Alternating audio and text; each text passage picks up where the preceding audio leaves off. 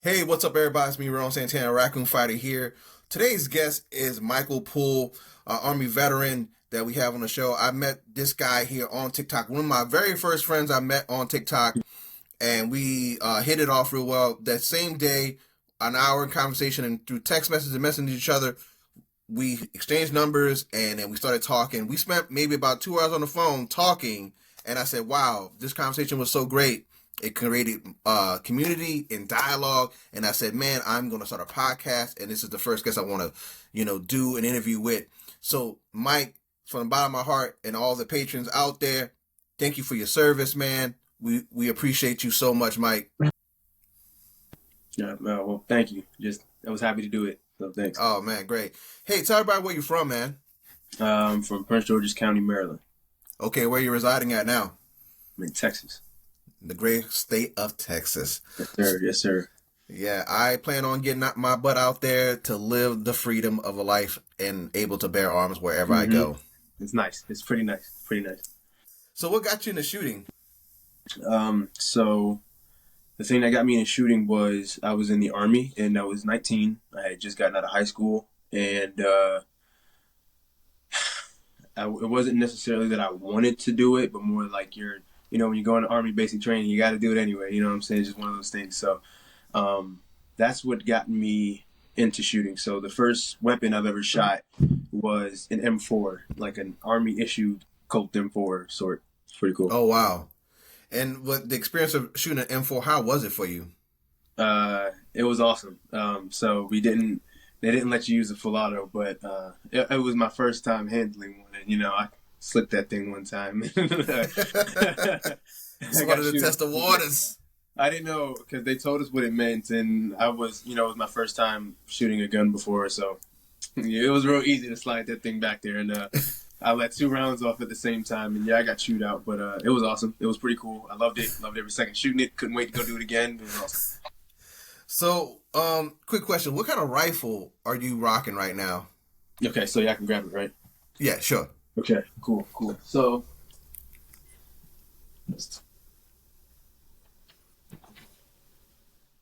now everybody pay attention. This man's clearing out his rifle.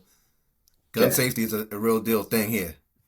So, started out as a Black Forge, like I got from a pawn shop, right? First AR-15 was from a pawn shop, and it basically looked like an M4, like literally like an M4. It was just a clone. I even have have no clue where it's at, but I have the little bootleg ACOG that came with it and everything, right? But I got upgraded a lot. Problems came, decided to upgrade.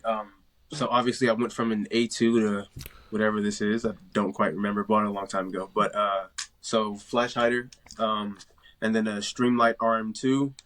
I dig it because it's a button on it and it's a pressure pad.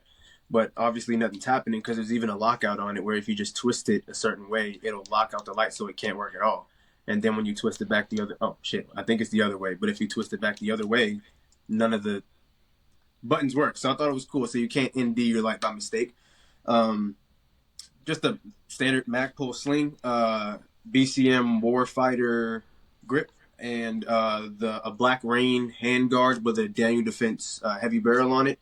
And I don't remember the bolt carrier, but I needed a new one, and I remember from what I read, it was slightly better than a mil spec, something that you'd find in your run-of-the-mill AR, but I don't remember all the specs of it. I'm not that guy, Also don't remember what charging handle, but I got it from a friend. Pretty cool. It worked through everything that I put it through.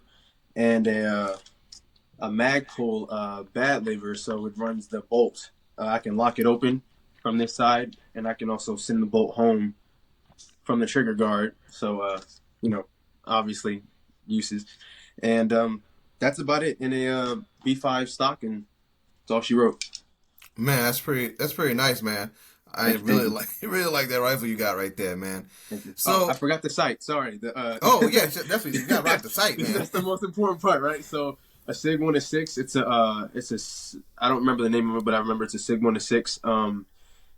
So 1-6 magnification, and it has illumination on it as well. I don't use it that much. I just prefer to train without it, so I can need it if I ever need to pick up my weapon. I don't have to worry about if the battery's dead, so I always, as a matter of fact, train without it. I don't really need it. So, but yeah, that's all she got.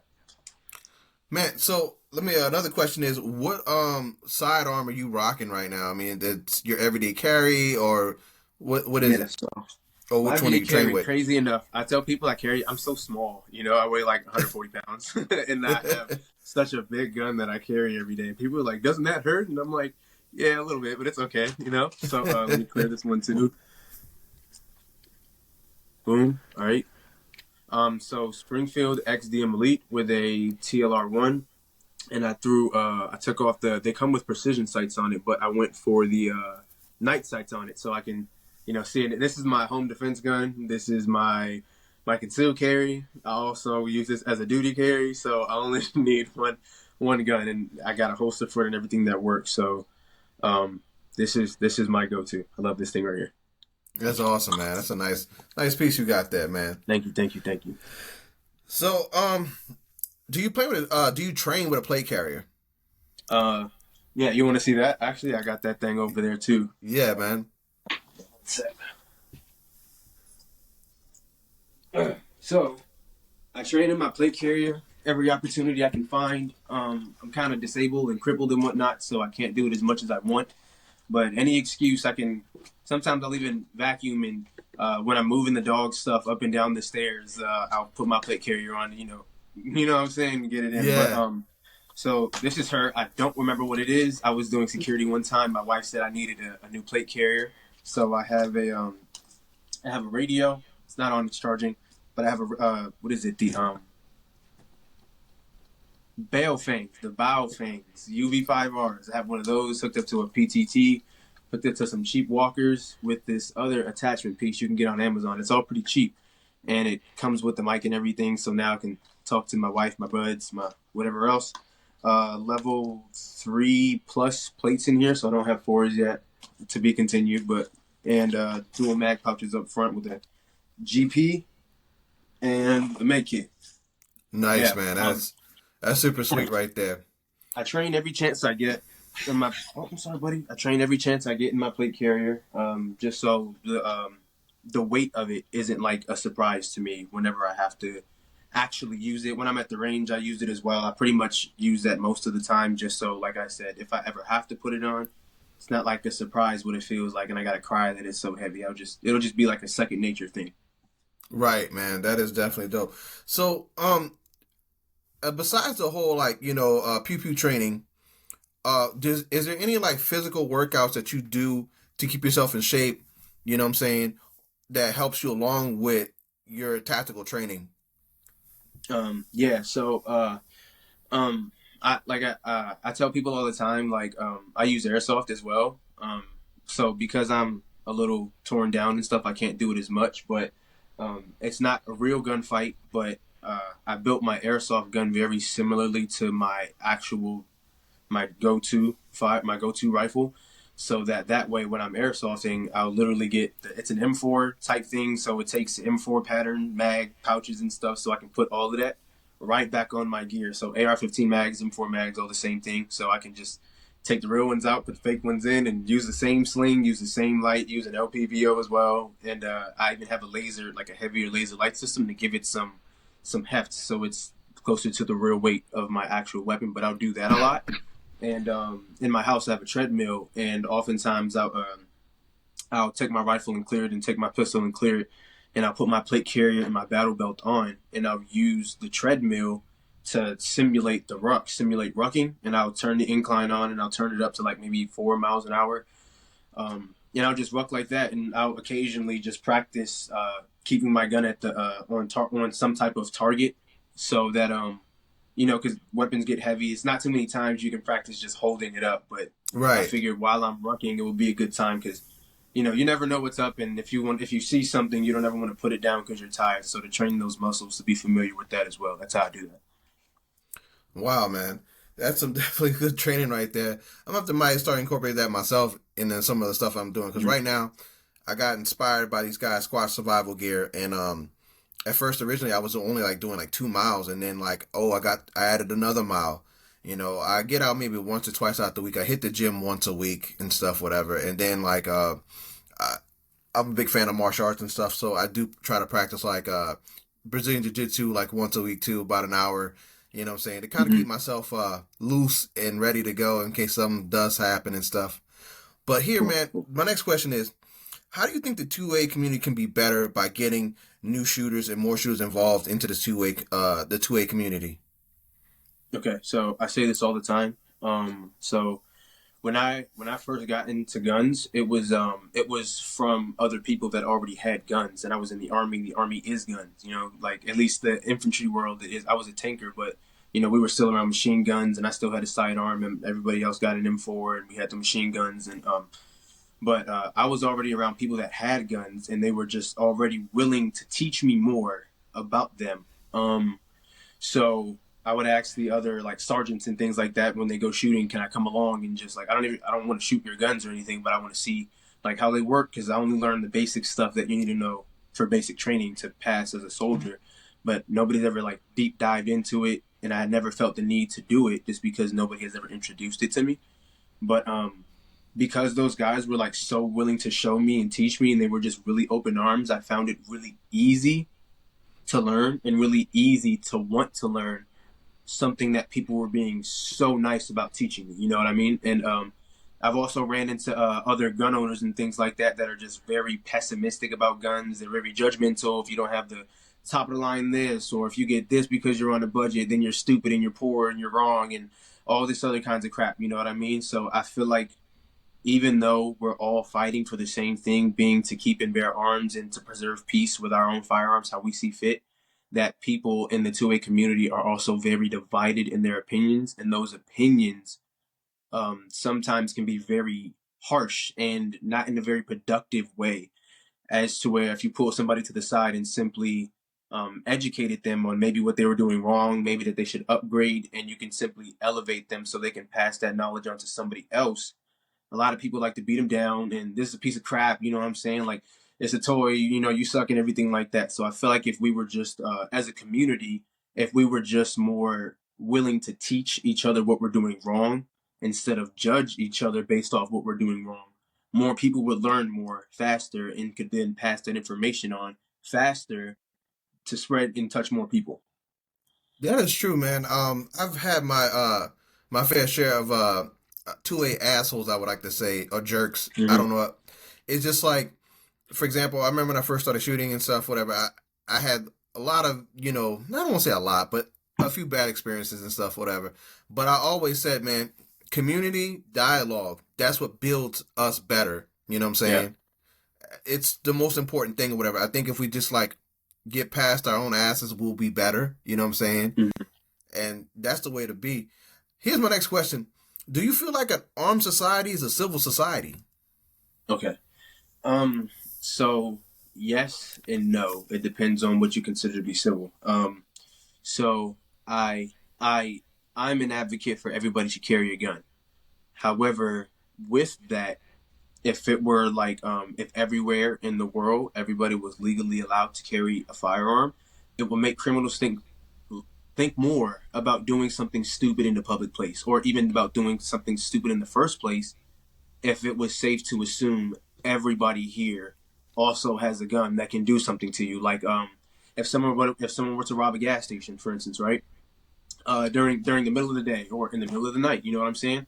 Most likely the person inside the store also has a firearm, and if you slip up something, he's gonna get you. Or the person outside getting gas, he's gonna get you. Or anybody else that's around. It would just make it would pretty much be suicide for you to start doing dumb things and robbing people and hurting people if the outcome you knew was going to be you yourself will be a casualty, but at the same time, I feel as though if everybody had one, some people are kind of scared, more scary about certain things. And I feel like people would brandish their firearm more, and brandishing a firearm when you don't need to in and of itself is a crime. So I feel like it would open up a new subsection of crime, of gun violence, technically, because brandishing would be gun violence. But I feel like it would be one of those things that would cause less deaths, just because even if somebody was trying to assault you and you brandish and you didn't need to, he's probably still not going to do anything to you because he also sees you're armed.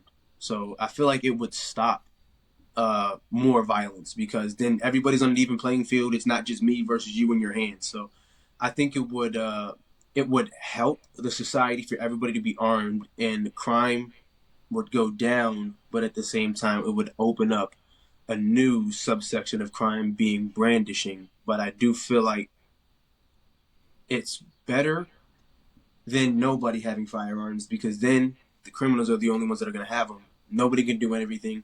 Nobody can do anything. Everyone's going to be a statistic. Everybody's going to be a victim. And I just don't agree with that. So I'm not sure where or how to even implement something like that. But I feel like everybody should have the right to be armed, which we do right now. But everybody doesn't have training as well to be able to act in certain situations. Just because you have a firearm doesn't necessarily make you qualified to go, save the guy in the gas station or go save the person down the street. It doesn't make you qualified just because you own one. So Right. I'm not really sure how to go about that. But I don't see a way to register people for that, because then you already have to get permits and things like that. So I'm kind of mixed on it, honestly. I mean, hey man, this is what my show's all about, man. Just asking these type of questions and stuff, whatever. Because I mean, I'm a big time 2A man, and I feel like, me personally, in my opinion, I think an armed society is a civil society. I do think it will combat a lot of situations as far as crime. And I think it will set the tone for a lot of people. Like, you just can't be fucking around and you want to find out. You know what I'm saying? Sure, yeah. Let's be honest. And that's my opinion, And like I always say, opinions are like assholes and stuff, whatever. I still believe there's good people out there. And yeah, of course there's bad guys and stuff. But I think if bad guys knew there were good people walking around, being armed, they're not just going to be sitting there trying to fuck over just regular people. You know what I'm saying? And that's the problem right there. Yeah. You know what I'm saying? It's just my personal opinion. And like I said, opinions are like assholes. So let me ask you this. As far as, are you into the whole EDC, everyday carry? Yeah, yes. So I have another pistol back here that I switch out sometimes. This is actually my my wife's pistol, her home defense, and her duty carry as well. So both of these guns are technically the same thing, right? Okay. So this is a Springfield XDM Elite, and this is a Springfield XDM Elite OSP. That's the sights, barrel, and the so this one just has a flared magwell on it, and I gave this one to my wife so it's easier to reload, and it's harder to conceal with a magwell. So I normally run just mine, but occasionally I feel as though I like to practice with my wife's red dots in case I ever have to pick hers up or something like that. It's not some kind of new foreign territory I'm stepping into. So occasionally I'll practice. I'll just take the slide off and put it on the other one, this one, because it's more slim and easier to carry. I'll take the slide off, practice with the red dot for maybe a month, and then I'll switch back, and I'll have my wife train with the irons and everything. So like if we ever have to pick up either person's firearm, it's not like, well, I only train with the other one, so I don't know how to do this, so I'm just gonna guess, So that way everybody gets the point. And this is what I carry in. I carry in a tier 1. Sorry, okay. Jesus. A tier 1 holster, and obviously spare mag carrier. This is a 19 round, so I'll carry the 19 round flush fit on in the firearm. Plus the one in the chamber gives me 20 rounds, and then I'll normally have this one in the backup. So that's a 22 round mag, and it takes my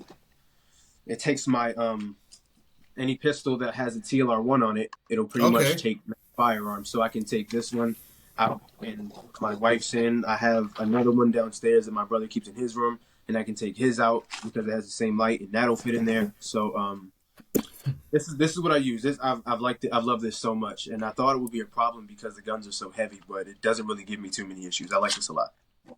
That's awesome, man. So let me ask you this. I've asked this on my TikTok before, whatever. What is a firearm that you regret buying in your life? Okay, so I've been asked this question before too, and the real answer is I have never bought a firearm I regretted.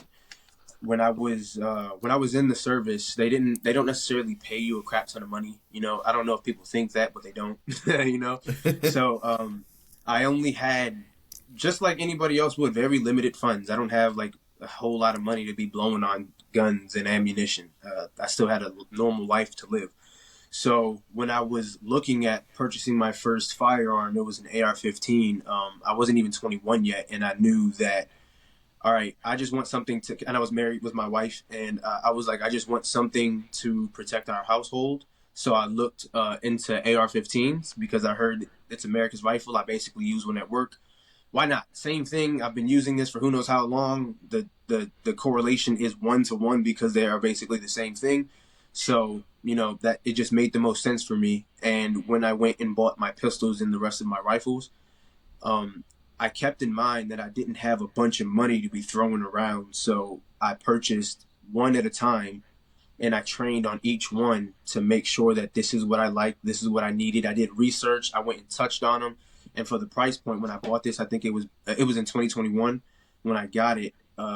There was a Glock 19X that was also out, and this just came with more features, and it cost less than the Glock 19X. And I saw things by M&P, and again, it just came with more features ready to go. Like this, I can name them off, but I'll be sitting here talking for a minute. But it's really nice, and I was like, well, I'm looking for a duty-styled handgun.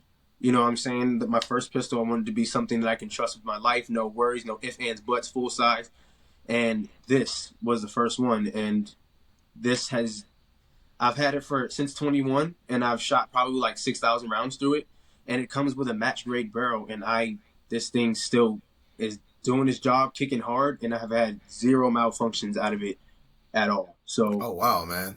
Yeah. So I did a lot of research on everything that I bought before I got it, because I knew I probably wouldn't be able to afford another one for a long time. So I knew this is going to be my duty one.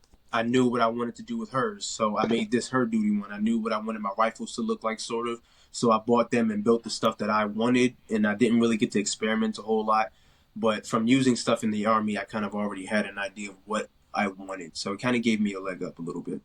Well, that's awesome, man. I mean, you got the experience of being in the military and then seeing everything what everybody was shooting, and then made a decision off that base of that knowledge that you had from the military. Yep. And that's actually quite dope, because a lot of people, when we buy pew-pews nowadays, we just go off by what we see and stuff like that, you know? Yeah. And I think it's crazy that, me personally, I'm a Glock man, you know what I'm saying? I've always heard the good things about Glocks, and that's what I got. I got a G17, and I'm happy with it. The configurations for me make me happy and stuff, whatever. But like I always say, man, like, everybody has to have what feels comfortable in their hand, definitely.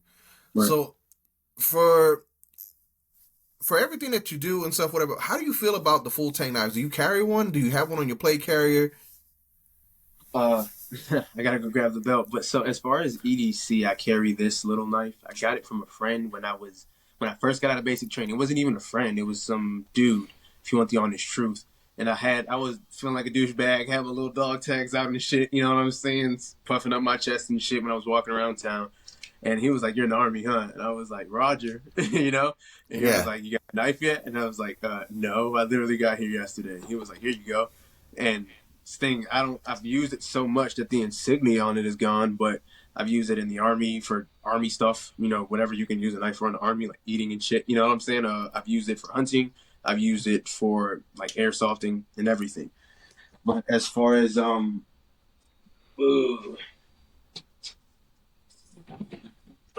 right. As far as a combat knife, I don't run it on my plate carrier. I prefer to run it on my belt. I have it in the backpack here. And let's see. It says cold steel and it's made in China. So, take that for what you will. But I will say I have used this for everything in between. And I've had it for a couple years now. And this thing is still sharp as, anything that you can find that sharp, I guess. It's a nice knife. It hasn't broken. It hasn't rusted. It hasn't anything has it dented, and I used it for cutting into wood to make some fire shavings to make a fire one night, and I thought it was gonna like mess up the blade or mess up the sharpness of it, and just kept taking on. So and I get to keep it in the back scabbard on my belt. So I got my bags over here. I always keep some gloves on me. My dump pouch is in the rear, and then I keep another dual mag pouch up here for my 5.56. And at any given time, if I feel as though I need my knife, I can just reach back and grab it. And at first, it was kind of like not a good idea because I suck shit with it. But I was like, I need somewhere for this knife to go. And the only place is right here. So if I train with it, like everything else, right? If I train with it and I'm good enough with it, then I'll be confident in it. And I've trained enough with it that I can like drag the knife across the scabbard and then re-index it. So that's how I learned how to do it. So I practice with it, so I'm good with it now. So that's the kind of knife that I run. I like that.